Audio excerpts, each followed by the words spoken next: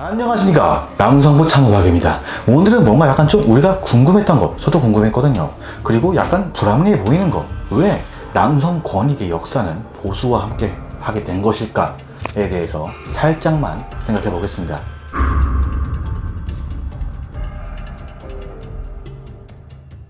네, 남성 권익 운동은 어째서 보수 쪽에 기대게 된 걸까요?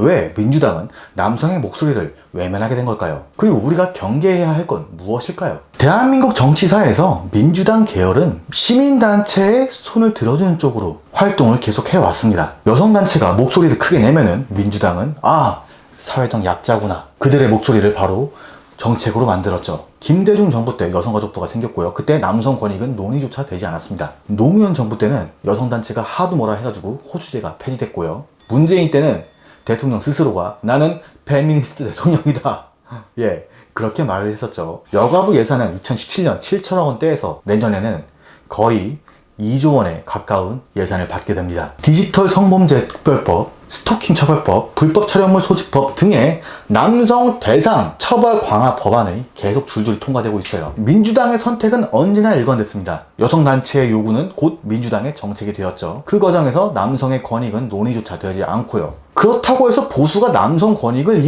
챙겨준 건 절대 아니라는 거. 이명박, 박근혜 때도 여성가족부 예산은 올라갔고요. 존속했어요. 양성평등 채용 목표제, 여성할당제 그대로 유지가 됐죠. 군 복무 문제나 남성 건강 문제 이런 것들은 그대로 아무도 신경 쓰지 않았다고요. 하지만 차이가 있기는 있죠.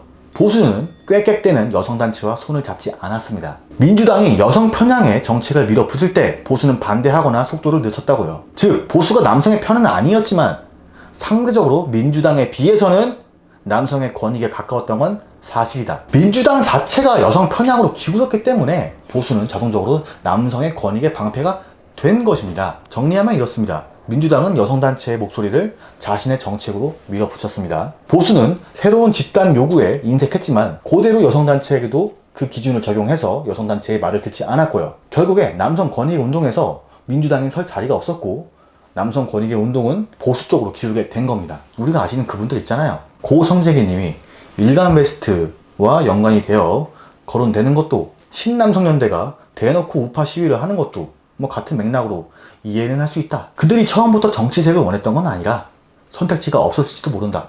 아닌 것 같기도 하지만 여성단체는 민주당과 손잡고 거대한 예산과 제도를 만들어냈습니다. 그런데 남성들은 어떻습니까? 나는 민주당이라서, 나는 보수라서 너 새끼 나쁜 새끼야 하면서 서로를 쪼개고 있죠. 이것은 단순한 정당, 정치색, 본인의 성향 문제가 아니라 남성의 생존 문제라고요. 그래서 제가 여러분께 드리는 메시지는 명확합니다. 민주당이 여성 편향 정책을 계속 밀어왔고 보수당은 그것에 반대하는 위치에 있었기 때문에 남성 권익 문제가 보수 쪽과 연결되어 있다는 사실은 제가 인정을 합니다. 하지만 여러분, 남성 권익 운동을 특정 정당에 편입시키는 순간 우리들은 정치의 도구가 될 뿐입니다. 정말 우리가 맞서 싸워야 할 대상은 특정 정당이 아니라 정책과 구조적 통합 그리고 혐오입니다. 남성 권익의 문제는 정치가 아니라 생존의 문제라고요.